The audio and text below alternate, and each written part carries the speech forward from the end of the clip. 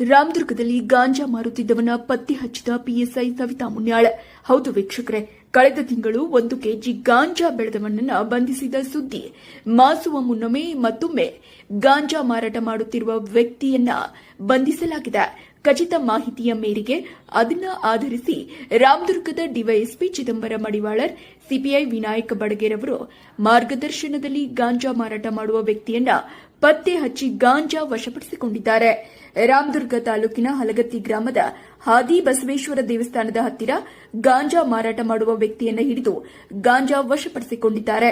ಗಾಂಜಾ ಮಾರಾಟ ಮಾಡುವ ವ್ಯಕ್ತಿಯನ್ನ ನವೀನ ಲಕ್ಷ್ಮಣ ಹೆದ್ದರಿ ಎಂದು ಹೇಳಲಾಗಿದೆ. 180 ಗ್ರಾಂ ಗಾಂಜಾ, 1 ಪಲ್ಸರ್ ಬೈಕ್ ಮತ್ತು ₹1,000 ವಶಪಡಿಸಿಕೊಳ್ಳಲಾಗಿದೆ. ತನಿಖೆಯಲ್ಲಿ Ramdurg PSI Savita Munyal, ASI Anil Madiwal, CPC Hanumanta Vasan, Krishna Madar, Suresh Kotin, Sheshappa Kamakeri ಇದ್ದರು.